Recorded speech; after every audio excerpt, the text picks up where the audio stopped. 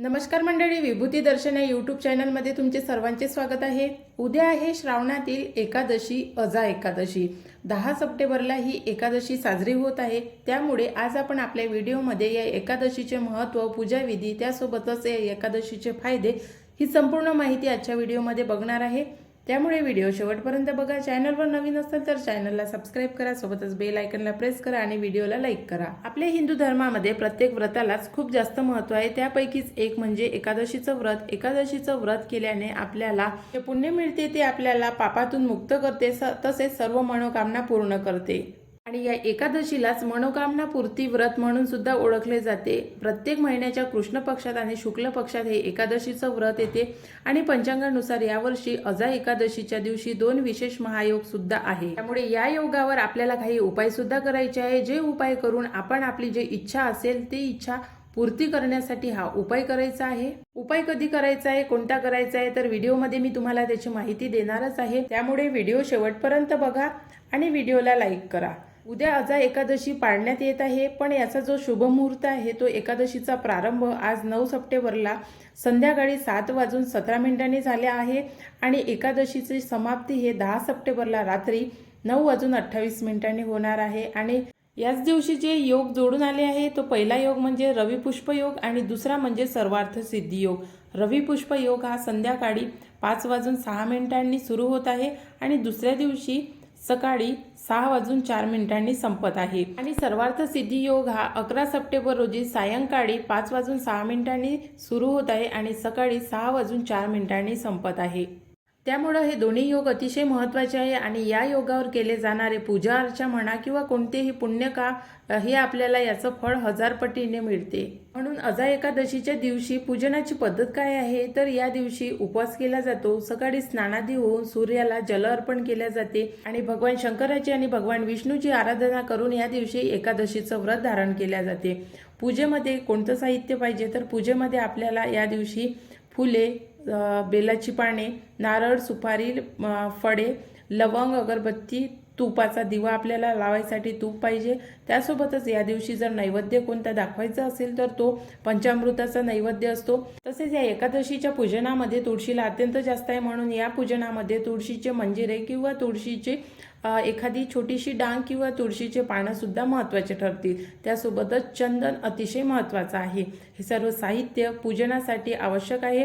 आणि पूजा आपल्याला कशी करायची आहे, तर पूजनासाठी मूर्तीचा अभिषेक करून घ्यायचा आहे। जर फोटो असेल तर मग फोटो आपल्याला पूजनामध्ये ठेवायचा आहे, पण जर मूर्ती असेल तर या मूर्तीचा अभिषेक करून हे पूजनामध्ये आपल्याला मूर्ती स्थापित करायची आहे। त्यानंतर संपूर्ण पूजा मांडून घ्यायची आणि पूजा मांडल्यानंतर आपल्याला या एकादशीची कथा वाचन करायची आहे। सोबतच आरती आणि आरती झाल्यानंतर आपल्याला एक मंत्र जपायचा आहे। अजा एकादशीची अशी मान्यता आहे की हे व्रत केल्याने भूताची भीती आणि जर कोणत्याही प्रकारची भीती असेल तर यापासून मुक्ती मिळते, तसेच मोक्षप्राप्ती होते। अजा एकादशीचे व्रत कथन केल्याने, श्रवण केल्याने, या दिवशी उपवास केल्याने अश्वमेध यज्ञाप्रमाणेच आपल्याला लाभ मिळतो। तसेच एकादशीच्या दिवशी गायीचे पूजन केल्याने आणि गायीला एक वस्तू चारल्याने आपले जे कर्म आहे ते पुण्यात बदलते। जर आपण वाईट कर्म केले असेल तर ते पुण्यात बदलण्याचं काम हे एकादशीच्या दिवशी केले जाते। म्हणून अशी कोणती वस्तू आहे जी गायीला चारायची आहे, तर ते तुम्हाला मी व्हिडिओच्या शेवटी नक्की सांगणार आहे, जेणेकरून एकादशीच्या दिवशी आपण गायीचे पूजन करून गायीला ती वस्तू चारून आपली जी इच्छा आहे ते पूर्ण करू शकतो। म्हणून एकादशीच्या दिवशी भगवान विष्णूचे, शंकरजीच्या आणि गायीचे पूजन करून एकादशीचं व्रत आपल्याला धारण करायचं आहे। एकादशीच्या व्रताची कथा काय आहे, पौराणिक कथांमध्ये हरिश्चंद्र राजाची कथा आहे। हरिश्चंद्र राजा हा केवळ वीर प्रतापी नव्हता, तर तो उदार आणि दानशूर पण होता। एकदा दिलेल्या दानाचे वचन पूर्ण करण्यासाठी त्यांनी आपल्या पुत्र आणि पत्नीचाही त्याग केला होता। स्वतः एका चांडाळाकडे सेवक म्हणून राहिला होता आणि गौतम ऋषीची भेट घेण्यासाठी राजा हरिश्चंद्र गेला असता त्यांना सत्यकथन केले। म्हणून या सत्यकथनातून बाहेर पडण्यासाठी गौतम ऋषींनी त्यांना एक सल्ला सांगितला। तो सल्ला म्हणजे अजा एकादशीचं व्रत करण्याचा होता। राजा हरिश्चंद्राकडून घडलेल्या सर्व पापांचे निराकरण या एकादशीच्या व्रतामुळे झाले आणि त्यांना त्याचे पूर्ण साम्राज्य परत मिळाले। सर्व उपासात अजा एकादशीचा उपवास सर्वश्रेष्ठ मानला जातो किंवा संपूर्ण एकादशी पूर्ण वर्षभर जितक्याही एकादशा असतात तितक्याही एकादशा अत्यंत महत्त्वाच्या असतात। कारण असं म्हणतात की चित्त, आहार, इंद्रिये आणि व्यवहारावर नियंत्रण मिळवण्यासाठी हे व्रत आचरले जाते. असे सांगितले जाते की श्रीकृष्णानेही अर्जुनाला या व्रताचे महत्त्व सांगितले होते आणि म्हणून एकादशीच्या व्रताला खूप जास्त मान्यता आहे. त्यामुळे अशा प्रकारे एकादशीचं व्रत अवश्य धारण करावे आणि एकादशीच्या दिवशी सायंकाळी तुळशीसमोर गाईच्या तुपाचा दिवा लावायचा आहे आणि आपल्याला ओम वासुदेवाय नमः हा मंत्र जप करून आपल्याला तुळशीच्या 11 प्रदक्षिणा घालायच्या आहे. आणि याच एका दिवशीच्या संध्याकाळी आपल्याला तांदळाचा उपाय करायचा आहे. तांदळाचा उपाय कसा करायचा आहे तर आपल्याला पिंपळाच्या झाडाखाली काळे तांदूळ हे याचं जल अर्पण करायचं आहे पिंपळाच्या झाडाला. त्यासोबतच आपल्याला तुपाचा किंवा सरसोच्या तेलाचा दिवा एकादशीच्या दिवशी पिंपळाच्या झाडाखाली लावायचा आहे आणि त्यामध्ये काळे 5 तांदळाचे दाणे टाकायचे आहे आणि असा दिवा आपल्याला पिंपळाच्या झाडाखाली एकादशीच्या संध्याकाळी लावायचा आहे.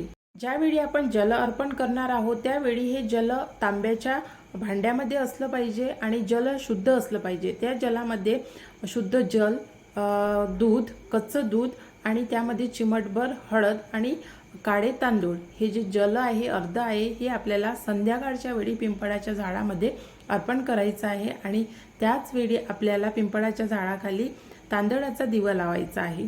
हा उपाय अत्यंत प्रभावी उपाय आहे. या उपायामुळे तुमची शनीची दशा दूर होईल, तुमची आर्थिक तंगी जी आहे ते दूर होईल आणि तुम्हाला तुमच्या सर्व समस्यांमधून मुक्ती मिळेल. त्यामुळे एकादशीच्या दिवशी हा उपाय अवश्य करा.